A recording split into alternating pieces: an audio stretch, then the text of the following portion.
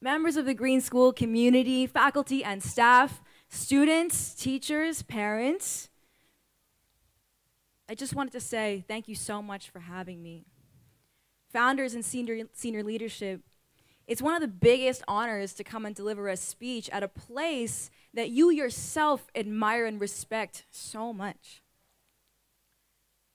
Members of the class of 2019, as you look back on your time at the Green School, I just want to say, you did that. You did that. And I was gonna say earlier, like, you crushed it, you killed it. But the thing is that I was analyzing how even in language, we tolerate so much normalized misogyny. And so what if instead we said, you nourished it, you fertilized it, you gave it life. I know in the past 3 days that I've been here with you, you've certainly given me life. Class of 2019, I grew up in New York City. I grew up in New York City to two fairly traditional Indian parents, okay? But I was very passionate about music. And I say but because honestly, while my family was quite supportive of my drumming and my dancing, the truth is that they realized it was an excellent extracurricular activity to get me into a good school. You feel me? And so I remember even as a kid, as a kindergartner, I was in this awesome school bus. It wasn't as awesome as a bio bus, but it was still funky. We had this awesome bus driver. And when he would drive past the parents to pick up each of the students, he would play the classical music radio station. But then as soon as we would drive away, he would change it back to the hip hop station. And I loved it. I loved hip hop. I loved music with my whole life because it felt like somebody else's truth. It felt subversive. It felt honest. It was a way for me to access somebody else's story whose life was completely different than mine. And music caters to the emotions. It caters to empathy in a way that so many other mediums often cannot, making it such an effective way of conveying a message. I remember growing up watching tons of music videos. I loved the music, but then again, I would see that so many of the way that women and femmes were represented on the screen were often so reductive and two-dimensional compared to the very multidimensional, extraordinary women in my life. Does that make sense? And so I felt this disconnect when I would watch music. Those experiences as a kid ended up very much shaping my life's mission and my personal purpose of wanting to combat sexism in music and media today. I ended up getting into Georgetown University in Washington, D.C. I ended up getting into that school, and I majored in mathematics. That was like my South Asian flex, you know. I majored in political science because I think my parents were like, go and do politics. That's an incredible way to work within the system and make a change in the world. So I did that. And I did women's studies. But the truth is that as soon as I got to Georgetown, there was this overwhelming patriarchal energy on the campus. It was a real kind of bro vibe, you know? For those of you who are going to college next year, this might be something that you experience. But the thing that saved me was my time learning in the gender studies classrooms, in the women's studies classrooms, with my teachers and my friends and my fellow students who would teach me so much. And the reason why that helped me is because sometimes when something makes you so upset and so angry about the way the world is, you can kind of like stifle up. You feel powerless. You almost want to cry out of the disempowered anger that you feel. But through those classes and through learning about so much of the vocabulary that would educate me, it armed me with the tools that I need to go and have those tough conversations. Does that make sense? Yeah. It was as if I was intellectualizing my own emotions. Now, if there's one thing that you take away from this speech, class of 2019, it's this, that what I've learned on my own rather short journey as an activist is that the two things that have fueled me and will continue to fuel me are the following. The first is that you constantly have to be iterating in your own knowledge and in your own skill sets. Invest in that knowledge. Understand holistically the multidimensional viewpoints of the very thing that you're so passionate about. And the second thing is to optimize for your own joy. Ask yourself, what makes me feel excited to get out of bed in the morning? What feels awesome right now? What feels inspiring? Because if you continue to replenish yourself with the thing that feels good, you will always have fuel to do this very, very tough work. For me, that fuel was my music. So by the time I came around to graduating college, I remember thinking, I don't want to do one of these boring internships in Capitol Hill. I don't want to do this kind of thing. I want to work in music. I ended up getting a job at Interscope Records. It was one of the biggest record labels in the world in Los Angeles. And I got that job because of my math degree. They had a data analyst position open. I said, I'll take it. So I show up to Los Angeles, and I was working this desk job, and it was incredible. It was meeting artists like Lady Gaga, watching artists like 50 Cent, watching artists all from all over the world do their thing. But the truth is that, once again, when looking in, I wasn't entirely happy at that desk job. Because I wasn't playing music, I was just an office minion. And I remember feeling kind of jealous of the other kids and other friends of mine who were touring all around the world. You know, drumming for artists who were making a difference, playing music with artists who were making a difference. 2019, jealousy is one of the most useful emotions. Because it can oftentimes be used in a dark way, but the truth is that it can show you what it is exactly you want for your own life. Sometimes we think we have to Google the answer or look what our parents and our communities and our friends and families are doing. No, you have to look inside. We are so powerful, and we only know what it is that we want for ourselves. We get to define what success looks like and what it means, because it's different for all of us. We're not here to be a second-rate version of somebody else. We're here to be a first-rate version of ourselves. And so for me, I remember thinking, yeah.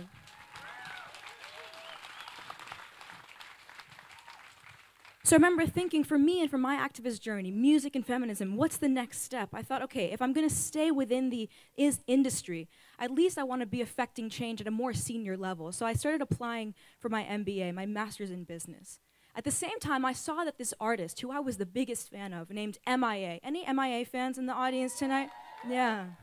She was signed to Interscope and was about to put out an album, was about to go and tour the world. And so I remember at the end of a marketing meeting, I raised my hand and I said, listen, I've seen the live show. MIA could really use a drummer.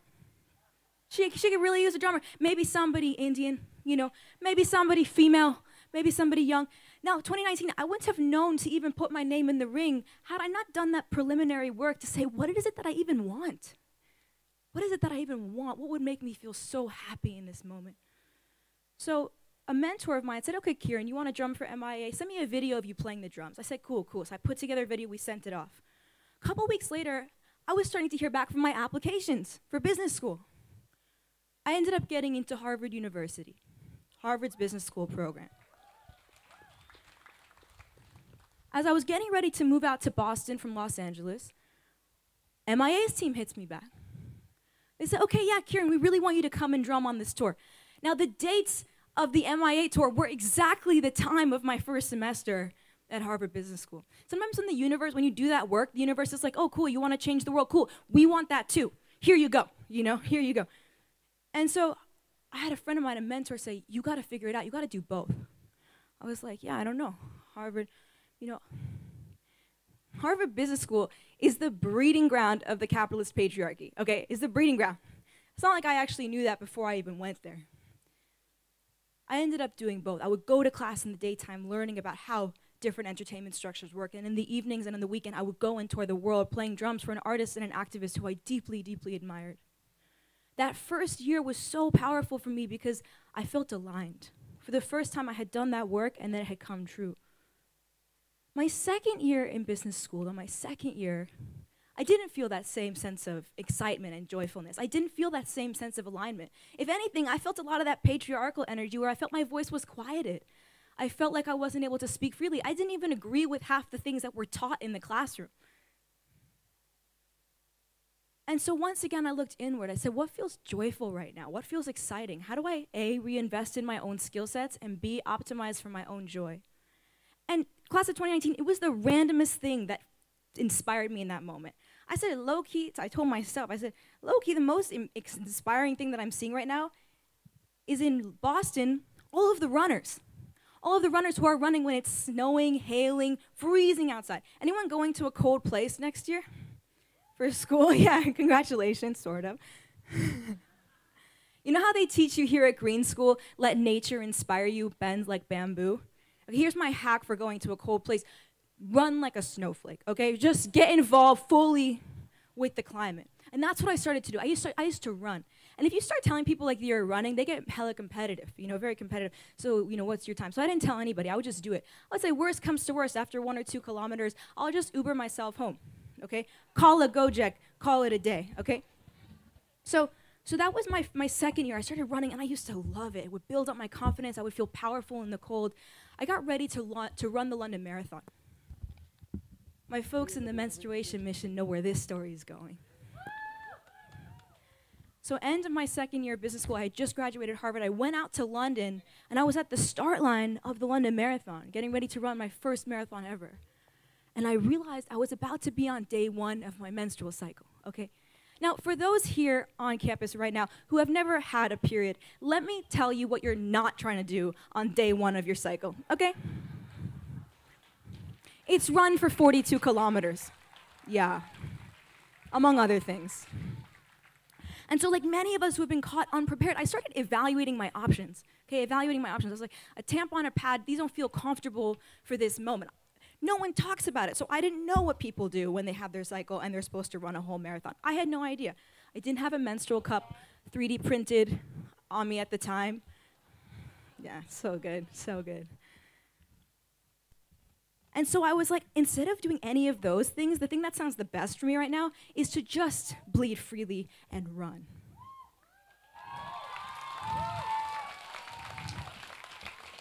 And the more I ran, I thought, wow, while I was in a privileged position to even make that choice for myself and my body in that moment, millions of women and girls and trans folks and people who bleed are not in that same position. And stigma is one of the most effective forms of oppression because it denies us the ability to speak comfortably and confidently and joyfully about our own bodies. As the class of 2019 and the menstruation mission well knows, in the global south, girls drop out of school each year because they lack access to the products they need. Around the world right now, there's a luxury tax on tampons, placing a disproportionate burden on women's bodies. For anyone who's never used a tampon before, I can assure you it is not a luxury. And for those who can't afford these products, the kinds of products that are being mass-produced around the world are harmful and carcinogenic for the most sensitive part of our anatomy. Listen, nature did not make it this way. Nature wants us to be free and joyful and happy, not shrouded in fear and in silence. We're supposed to step into the fullest of our humanity, to be in awe of being able to give birth, as Reagan showed us in the Greenstone.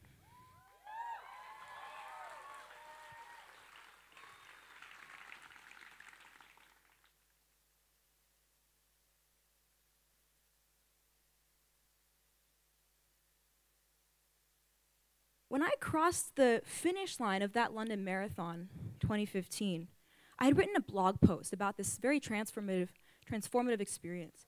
And that story went viral. Sparking a global conversation about how we treat menstruation in different cultures. Sometimes we need that radical activism to shock society into questioning its most problematic norms. But the truth is, 2019, that day, I was just trying to show up for myself and for my body, running in a way that was free and joyful for myself.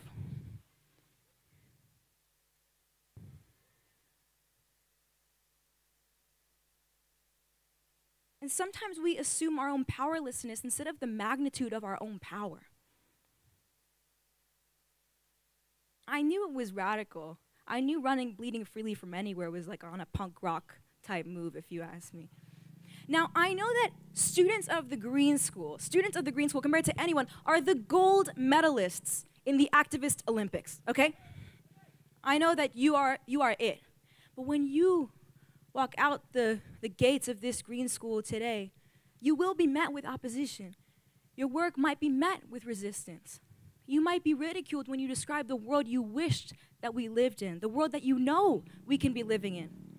The world that you already have been living in. They're not going to believe it. But the good news is, 2019, the good news is you're ready. The good news is you're so ready. Your teachers have given you everything you need. You as students, as children, as young adults have taken into control your own learning. You have friends and fellow classmates who love you so much. You have parents who just want to see more of you. You have teachers and staff who cannot wait for you to come back and to tell them about all the incredible things you've been doing all around the world since your time graduating from Green School. You will engage in these tough conversations with love energy, with calm confidence, with peacefulness, with emotional intelligence, with patience, with listening just as much as you're educating. The future is female. The future is bright. The future is collaborative. The future is emotionally intelligent. The future is linked and not ranked. My future is better. Our future is better because of the 22 of you are in it. Thank you. Terima kasih.